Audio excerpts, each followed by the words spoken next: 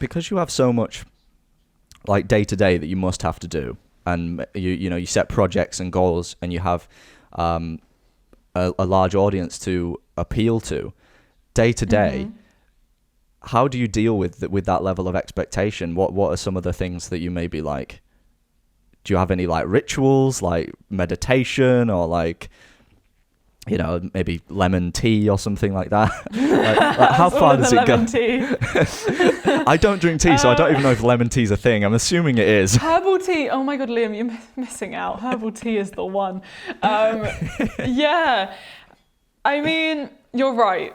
Like, expectations and pressure, that's the whole side of YouTube that gets missed in the glorification of the opportunities and the fame and the exciting part. Like, it's very stressful knowing that so many people are invested in your life, and the fact you've almost signed up for people to have an opinion of you is very weird. Yeah. So I've definitely gone through phases of just feeling really low and sort of, it gets a lot. So for me, I'm a big advocate of mindfulness. So like yoga, meditation, I tend to start my day with either yoga or a meditation or some kind of exercise, but just I never go on my phone first thing. Like, I never go on social media when I first wake up, because I have to get my head into this frame of mind to be able to accept my online position again. Yeah.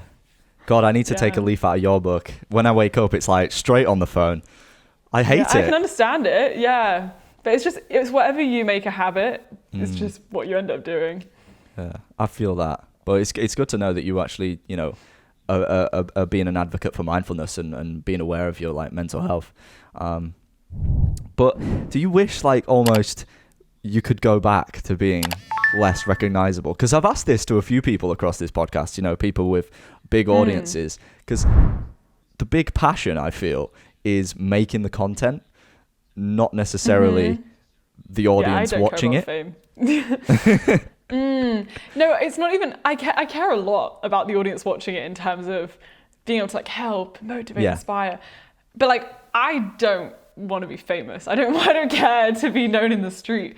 And I think there are definitely times where I've just wanted to just be invisible in the street and just, I think especially because I'm only 20, sometimes like I just want to be a normal 20-year-old who, like, even for example, you're in the club, if you get really drunk and you're just a mess, like for an average 20-year-old, it's, you're just 20, you're just living your life.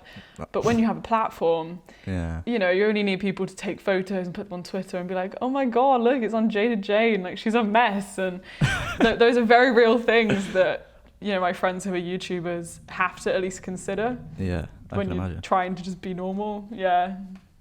It wouldn't really look too good if it was me. There would be so many photos of me just like falling over bars.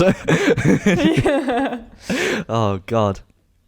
But like me personally, when I started YouTube was a lot younger than you did. Obviously we've had two different levels of success. I was this nerdy, really unoriginal gaming YouTuber. But I faced quite a lot of like adverse opinion for my decision to try and do YouTube and start YouTube. And people who weren't, very kind about it. To the extent of, one of the things I used to hate the most was when I was sat in like classes or whatever, and people would play the video like in front of me, like because it was YouTube. It was back in like 2013, 14, and the classic of YouTube at that time was like super high energy, like introductions, like nothing like I actually was. Hi guys. Yeah, that sort of stuff. That was the trope of YouTube at that time, and so that was how I used to present as a 14-year-old, bearing in mind. So this is not like, top level presenting stuff. This is like me just in my bedroom playing a video game. And, people playing that in front of me in classes was quite distressing because I didn't anticipate that happening. Has there been any times being pin-picked for like nitpicking everything in the video in front of you? It's not fun. Has there been any times where you've been criticised for trying to do this different career path, or felt slightly bullied or isolated in a way? by anyone. I'm not looking for names. I'm not like saying, right, let's start a target list. No. But just in general, have you like? Yeah, I think it's inevitable. As I said earlier, it's like when you put yourself out there online, it's like signing yourself up to allowing people to have an opinion of you. And it's a different story when it's people in real life. I think I was somewhat lucky in that I started in year 12 and I knew pretty much everyone in my school year. And because I don't like controversy, I haven't made a lot of enemies. And I think I had almost like gained the respect of enough people that when I started a YouTube channel, they wouldn't like make fun of me. But did I hear, little conversations happening like, oh, she makes videos about like revision. Like, what is that? Like, why would you do that? And like, oh, who does she think she is? Like, she's so full of herself, which I can understand in a way. 'Cause it's like, why am I qualified to give advice? Yeah. So I had a lot of that. And then as time went on and as the numbers started increasing and as the opportunities that people actually admired started to come about, like, as I say, film premieres and working with brands that people really love, that was when you started to realize who your real friends were.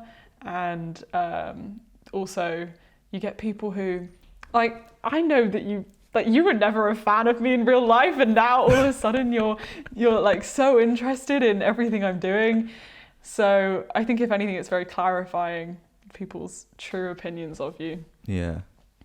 Does it become a case of people, can you almost tell when someone's just talking to you because they like want something from you, or like, you can tell that they've become a bit more toxic in a way towards you? Have you ever had to cut someone off because of being toxic? Yes, but not as like harsh as cut off. I think more just a slow distancing. A gentle removal. Yeah, gentle removal for the better of all of us. But even like when I first started YouTube, I didn't tell anyone about it. I just put the videos up. Neither there. did I. Like, well, really? And what a marketing campaign that is. Eventually they're going to know, but it's like, obviously they are going to find out, but yeah, it's just, I also think something that really helped me was like owning it. So when people do find out, I think the more secretive you are about it is like, it makes them feel like they can make fun of it more. But if someone's like, oh, do you have a YouTube channel? I'd be like, yeah, I do. And I really like it. It's like, what are you going to do now? Yeah. No, exactly. I respect that. Yeah, I feel like owning it definitely makes it harder to become a victim from what you're doing yourself.